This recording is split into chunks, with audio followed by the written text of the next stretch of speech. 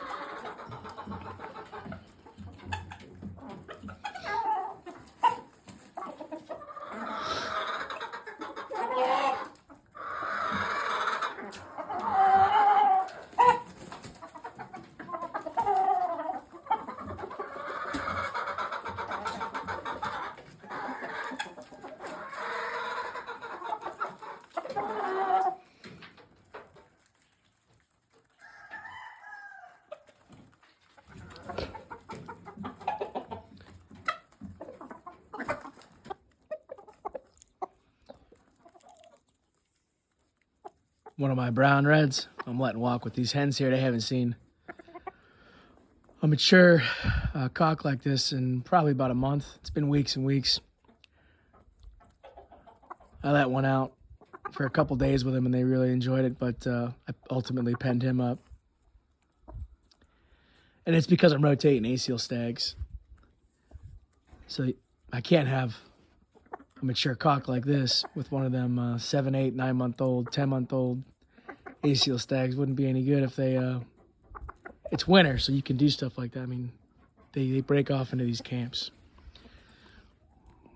But I decided I want this older camp of hens to breed with this individual brown red. But I don't want to lose them. I've lost some nice ones doing this, but so I'll probably catch him and just have him out when I'm out. He roosted in the barn last night, but because of the snowstorm, I left him be. I don't want him wandering too far. Like, I don't want to lose him. He produced some of the best chicks that I got last year. And the year before that, some real nice ones as well. Again, probably some of the best that I bred. Choice hens, but he could be the reason as well. So I want to put him in a brood pen and continue to breed him, but yeah, letting him stretch his legs here while I'm out during the day anyway. I'll probably catch him tonight. And then in time, no other stags are going to be mixing in with these hens until everything completely thaws. So if they did want to steal away and hatch out some chicks, they'd be his. And I'll put in my notes, exactly the date, and a month from now, let's say, you know what I mean? I can guarantee that he sired all the chicks that these hens would hatch themselves. I'm also going to use these hens to hatch out my brood fowl, eggs for my brood pens and everything, but some of them always steal away. So this is something that I'll do. And, my brown reds are still the superior family of fowl that I'm messing with here. So I want to make sure I'm breeding them yet again. We're going to start this again where as time goes on, they get closer and closer. They're being bred back to a brown red on the yard. It just works out that way. There's one off here and there. If I get multiple stags, they'll break off into little camps and everything. And inadvertently, I'll get some, like I got some dom hens because I had a dom stag running the yard, but ultimately, none of these fowl have been better than the brown reds yet. So most of the yard fowl have been breeding back to a brown red because they're always on the yard. Every year, there's a brown red that's, in theory, reproducing each generation, and those little chicks keep surviving too. But anyway, I just wanted to talk about this guy because I just put him back out here yesterday, and they loved it.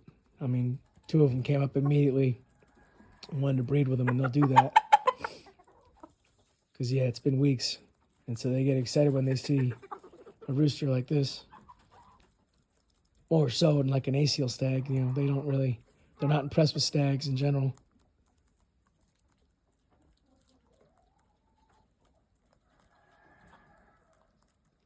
Yeah, this guy will be 3 years old.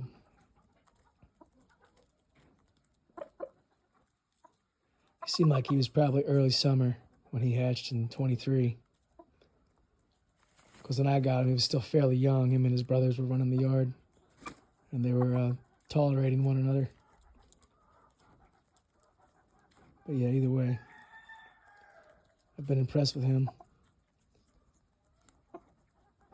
I gotta adjust his pen when he roosts. He rubs his tail on the chicken wire. I gotta put some corrugated plastic in. You gotta adjust continuously. Chip away at stuff, you know. Take note of how you can improve. But yeah, his tail's looking rough like that because of the chicken wire. Either way, I think he's awesome.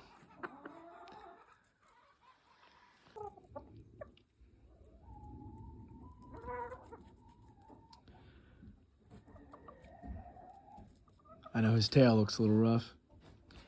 He's rubbing it on chicken wire because the way I had situated his roost. I need to fix that, but regardless, he's a strong, healthy individual. So far, seems like a good producer. And it could be the hens I focused on, but I've bred him different strains, different families.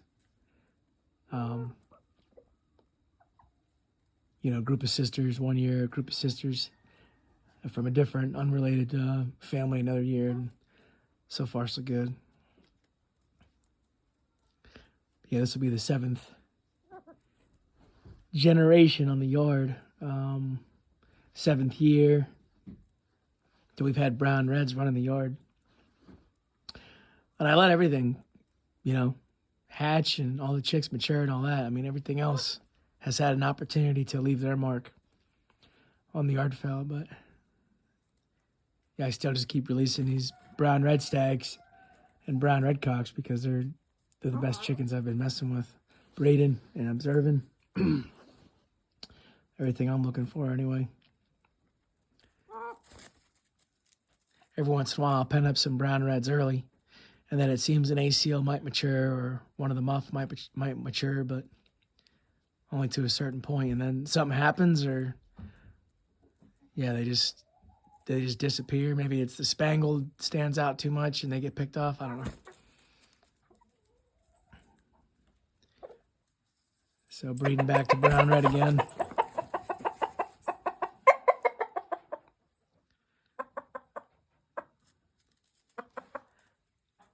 And each year the hens get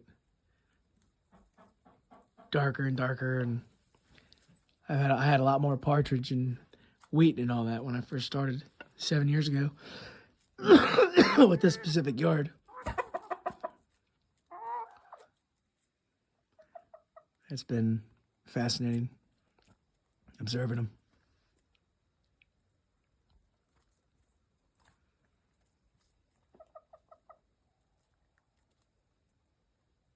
Those hens are all from brood pens. It's just I had to make some tough choices and just set them free. And like that one's an F1 cross in the back, brown red, and a quote unquote hatch. This one's from one of the log cabins Sid Taylor's that old Mr. Bob was breeding. That polecat looking hen right there. And that one's it's actually his daughter. He was over a group of mugs. So she's half him, you know, Pennsylvania, brown red. So that's those 3 hens there anyway. But I let the yard fowl do their thing each year. Because if they can survive, then let's just observe and keep them healthy and keep them going. You know, that's my mentality for the yard fowl anyway. I don't completely eliminate them. It's like a reservoir of just good foundational basic genetics for a sustainable flock anyway. Built on mostly American game fowl genetics year after year.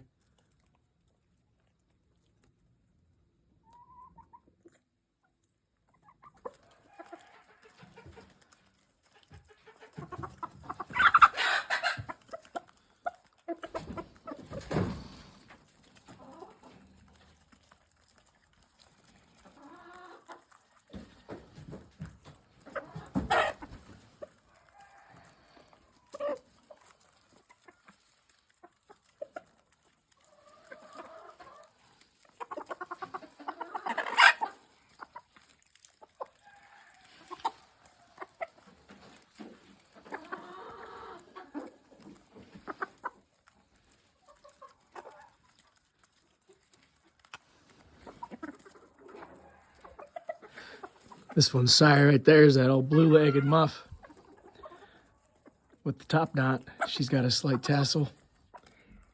And her mother was a quarter brown red and a 3/4 back to this. You know, I know it's a name. It just makes it convenient, but what a family was calling Ward out hatch. Anyway, I took that little pull at a time, bred it to the old blue leg cock, and she's really nice. I got her, and you can see she's kind of foxy for a brown red. And that's that ginger gene, that red quill in there somewhere. Anyway.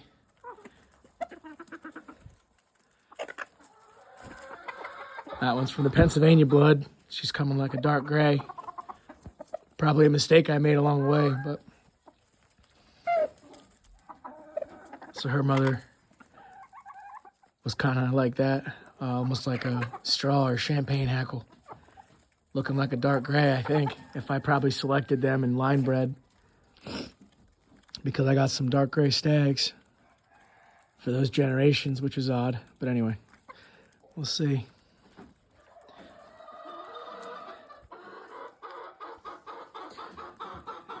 And this is some old North Carolina blood. They was calling them log cabin Sid Taylors. I only have this hen remaining, so she's on the yard. I decided I'm not going to pursue them, you know, that way. These two large hens are just yard bred, yard hatch unmarked. Genetically mostly brown red, but. And she very well could be, but she's not marked, so I'm treating her as, you know, yard bred. They're like one of the old time hens, and I banned them in such a way because they're almost like decorated mothers. They're just excellent at raising chicks on the yard. And so I banned them over the years to differentiate them, and it turns out they grow big old spurs, and yeah, they protect them hens, or them little chicks, and they're so big that I've seen them hatch 15, 16 chicks. But, you know, they're not meant for a brood pen. They're just yard fowl. And you can see how they get tighter and better shaped as I inbreed further my brown reds or my other fowl I'm messing with. And these ones are the result of like more from like brood pens, let's say. Anyhow. And some of the hens will still get broad, but these ones are just the early stages. And so not as refined, maybe.